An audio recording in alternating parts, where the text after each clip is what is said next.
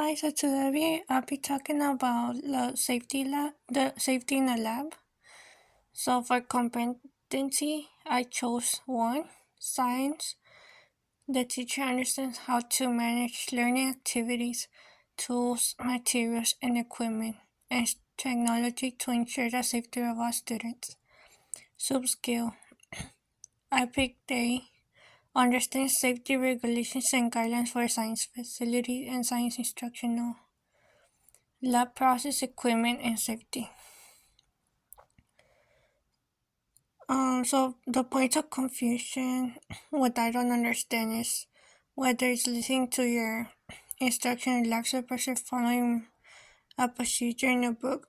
It's crucial to listen and pay attention and be familiar with all the steps from start to finish before you begin in a lab.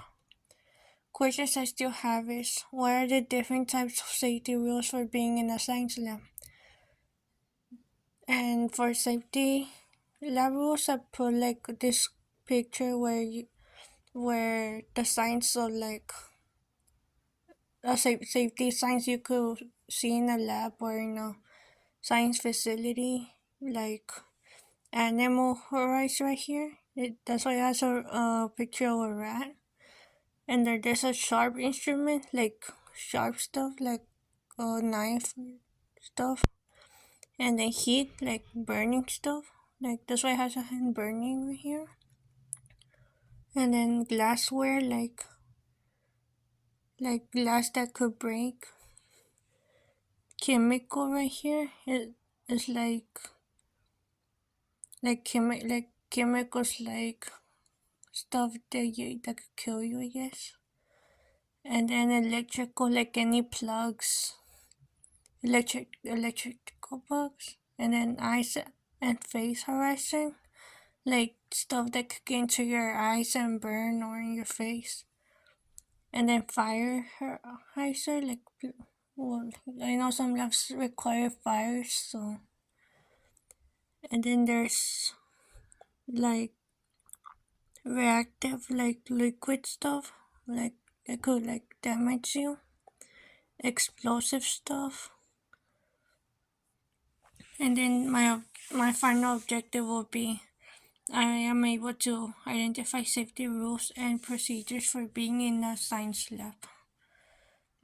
And then some of the research that I used for the question that I had in the questions I don't understand, which again was what are the different types of safety rules for being in a science lab?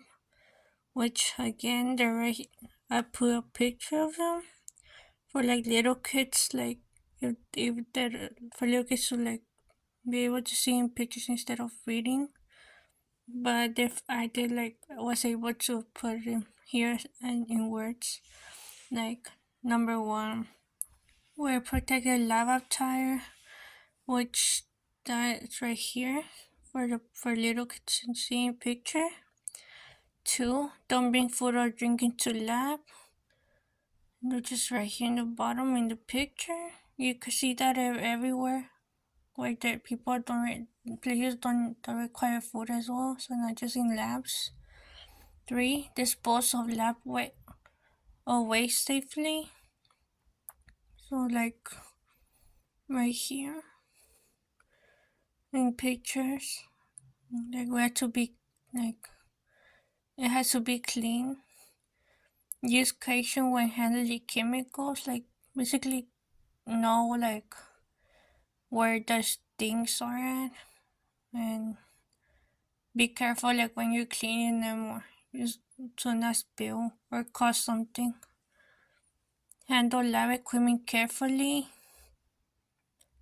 Know what to do in case of a fire. So that's why I don't know if just like in labs or in general in stores, we have this right here announcing that there could be like safe like a gas thing where like you could use to stop fires. And then restrict your experience to the lab. Do not panic in case of accidents. Like don't go running to cause other accidents. work with the lab partner as far as possible. So always work with someone instead of like by yourself, and act responsibly in the lab. So don't play around with the chemicals and stuff. And then I have my diagram here where I got the lab safety. So again, we have the heat safety.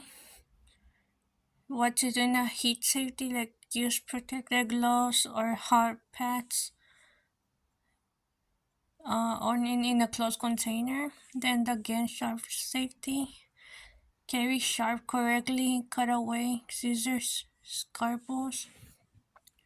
Electric safety. Don't overload the outlets. Don't step over cords that don't resting on the floor. And then over here's eye face safety. Wear goggles with chemicals and fire. Be aware of flying objects like trash, like not to get into chemicals that could react.